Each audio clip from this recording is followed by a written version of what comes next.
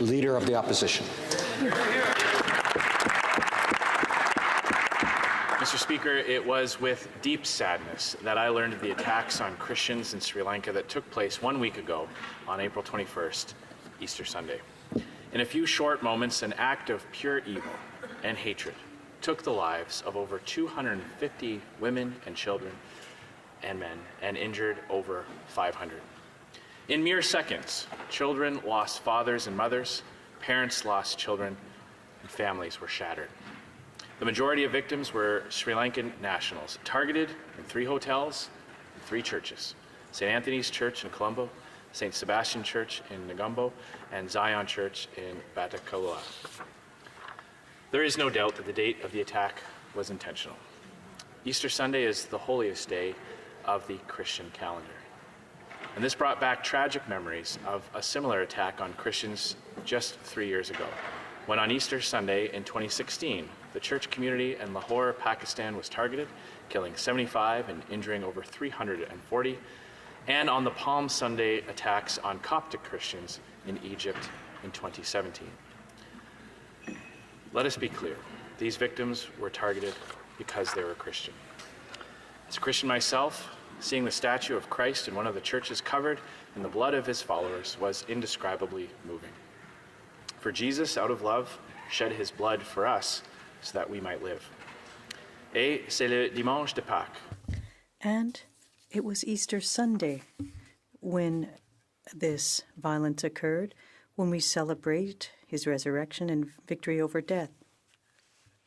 It's an example of love that enables Christians to follow the teachings of Jesus, to love and to forgive our enemies, and to pray for those who persecute us. Example in love and self-sacrifice that was demonstrated by Ramesh Raju of the Zion Evangelical Church in Batticaloa on the morning of April 21st.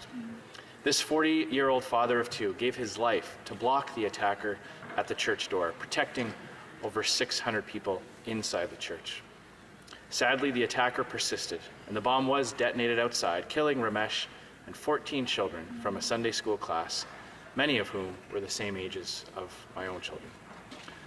In these dark moments, Christians suffering in Sri Lanka can look to God, knowing that the light shines in the darkness, and the darkness has not overcome it. John chapter 15 tells us that Christ told his disciples that they would suffer for their witness. He said, "If they persecuted me, they will persecute you." But that does not mean that we should stand by, and that does not mean that we should not do all we can to fight those who would attack others simply because of their faith. As Canadians, we unequivocally condemn this act of violence and hatred towards Christians and the targeting of religious minorities throughout the world.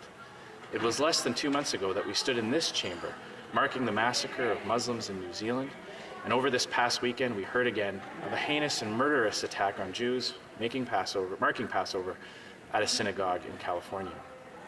Dans cette ère de cycle d'actualité de 20...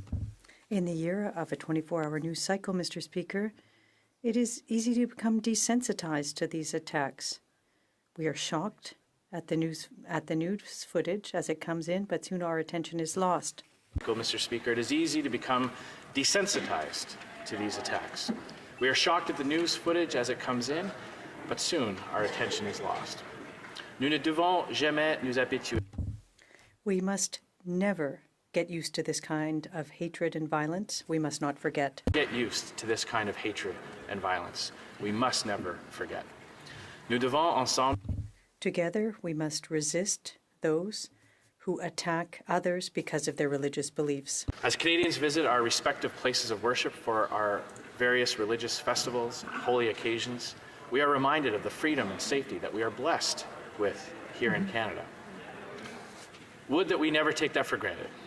On behalf of Canada's Conservatives, I reaffirm our commitment to combat all forms of hatred and injustice and pledge to continue to defend Canada's proud heritage of religious freedom. Through you, Mr. Speaker, to all who are recovering from injuries and loss of loved ones due to these bombings in Sri Lanka, Canadians stand with you and we mourn with you. Merci, Mr. Speaker.